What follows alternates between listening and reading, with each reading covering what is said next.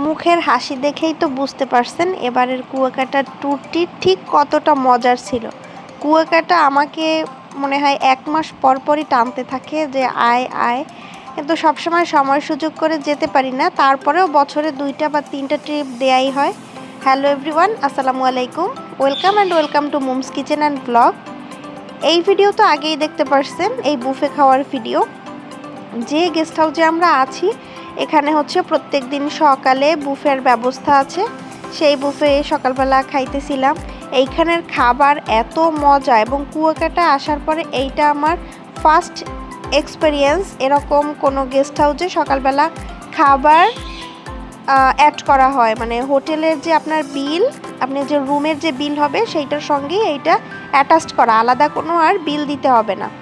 তো তারপরে আমরা একটু বিচের পাড়ে যাই, সকালে খাওয়া দাওয়া করে বিচের পাড়ে যাই, ওখান থেকে একটু ঘোরাফেরা করে কিছু কেনাকাটা করে তারপরে হচ্ছে আমরা আবার আসি গেস্ট হাউসের ভিতরে। আর এই গেস্ট হাউসটা এত সুন্দর ছিল। এই যে গেটটা দেখলেন, এই গেটটা হচ্ছে গেস্ট হাউসের পিছনের গেট। এইখান থেকে বিচ একদম কাছে। তারপরে এই গেট থেকে ভিতরে ঢুকে এরকম একটা কনফারেন্স রুম আছে, যেটা মেইন গেট থেকেও আপনারা দেখতে পারবেন। আর এই মেইন গেটটাও তো দেখলেন, এখানে দুইটা দোলনা আছে। আর এই হচ্ছে মেইন গেট। মেইন গেট থেকে আমরা কালকে যখন গেছি রাতে, তখন মেইন গেট থেকেই ঢুকছিলাম। আর এই হোটেলটার 4 তলায় আমরা ছিলাম।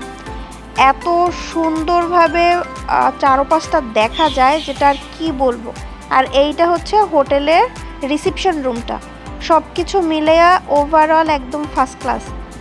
কথা বলতে বলতে হোটেলটার রিভিউ দিয়ে দিলাম। আসলে রিভিউ না, ভালো কিছু হলে সেইটা বলা আমার উচিত, আমি মনে করি। আর আমি সব জায়গায় সেটা বলিও। এখন হচ্ছে 4 তলা থেকে আমাদের রুমের সামনে থেকে একটু নিচটা দেখায় নিলাম। অ্যান্ড দেন যেহেতু এতক্ষণ বিচের পাড়ে ছিলাম, আমি একটু ফ্রেশ হই, এরপরে বিকেলে ঘুরতে বেরোই। আর আমরা যেহেতু বাইক নিয়ে গেছিলাম, তো বাইক নিয়ে যাওয়ার একটা সুবিধা হচ্ছে আপনার ইচ্ছা মতো আপনি সব জায়গায় ঘুরতে পারবেন। এবার আর মিস্ত্রিপাড়াটা আপনাদের ঘুরায় দেখাইলাম না, সময় সুযোগ হয় না। আর বিচের পাড়ে থাকতে থাকতে আর যেতে ইচ্ছাও করে নাই। এখন হচ্ছে আমরা বিকেলবেলা যাচ্ছি ঝাউবনে।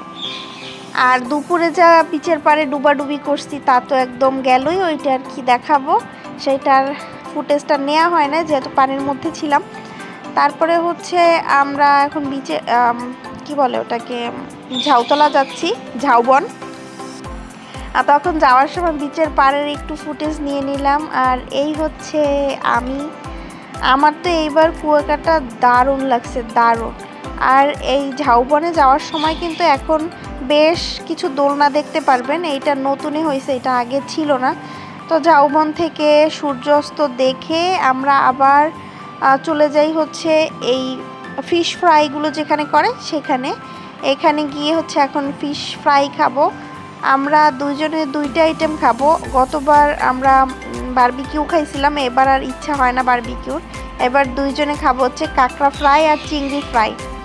গতবারের মাছ বারবিকিউর খুব একটা এক্সপিরিয়েন্স ভালো না, তবে এবারের এক্সপিরিয়েন্স খুবই ভালো।